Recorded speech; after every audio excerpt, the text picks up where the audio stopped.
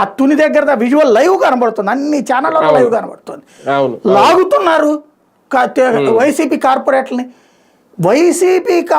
YCP chairman ఇంట్లో కూర్చుంటే kidnap అని ఎవడన్నా పెడతాడా కేసు ప్రపంచంలో?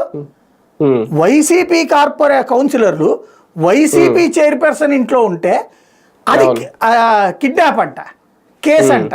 ఏమన్నా అర్థం ఉంది అసలు? జెన్యూన్గా మనం మాట్లాడుకునేటప్పుడు సమాజంలో ఏమనుకుంటుంది అనేది సిగ్గు వదిలేశారు. సిగ్గు, నీతి, నియమం అన్నీ వదిలేశారు. వదిలేసి ఎదురోడికి మాత్రమే నీతులు చెప్తున్నారు ఇద్దరు. ఈ మధ్యలో చెప్పాల్సిన మన దరిద్రం ఏంటయ్యా అంటే, రాష్ట్రంలో అసలు ప్రత్యామ్నాయమే లేని దరిద్రం.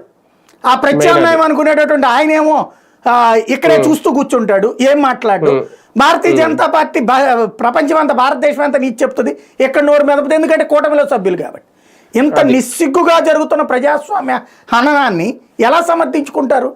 ఆ రోజున మనం అది తప్పని అన్నాం కదా, ఎట్లా చేస్తారనేటటువంటిది. ఏ విధంగా అది ఏకగ్రీవాలు, ఏంటి ఆ దుర్మార్గము, చివరికి బ్లౌజుల్లో చేయబెట్టి నామినేషన్ పత్రాలు లాక్కున్నటువంటి దరిద్రం ఏంటది? అది తప్పన్నాం కదా ఆ రోజున.